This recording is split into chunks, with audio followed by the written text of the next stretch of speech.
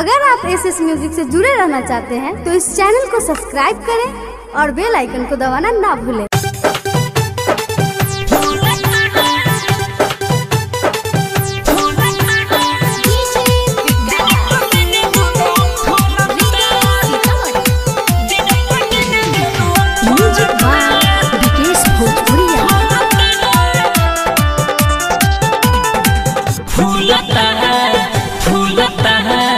दिन प दिन दोनों फूलता है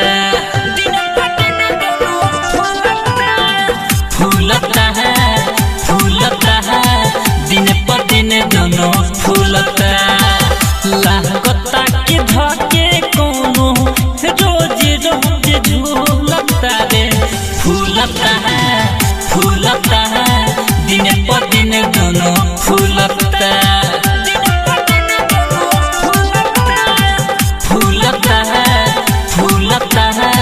दिन प दिन दोनों फूलता लागता कि धके कोनो रोज रोज झूलता रे फूलता है दिन प दिन दोनों फूलता। Recording by Sheela films Motihari.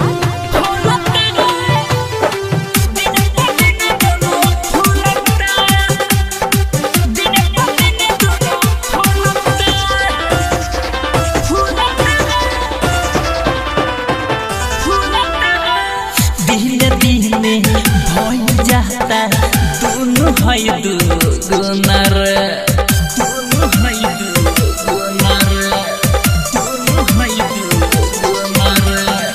दिन दिन भई जाता दोनों है दुगुनर पूरा जवार में इह छौड़ी बिया ये गुनर चोली में के गोहले रे कर एने ओने ढूलता रे फूलता है दिन प दिन दोनों फूलता है दिन प दिन दोनों फूलता।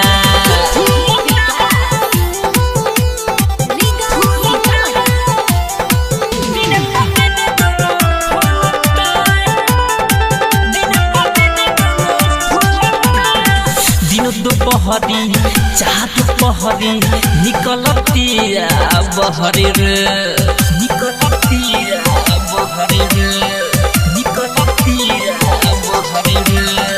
दिन दोपहरी चाह दोपहरी निकलती बहरी रे बिहकी राजा संगे रोज धांगती रहरी रे संगीत सहारा कहे भेद जब फूलता रे फूलता है दिन प दिन दोनों फूलता है दिन प दिन दोनों फूलता चोली में के गोहले रे कर एने ओने ढूलता रे फूलता है दिन प दिन दोनों फूलता। Sheela recording studio Motihari. Contact number 91 23 12 12 58।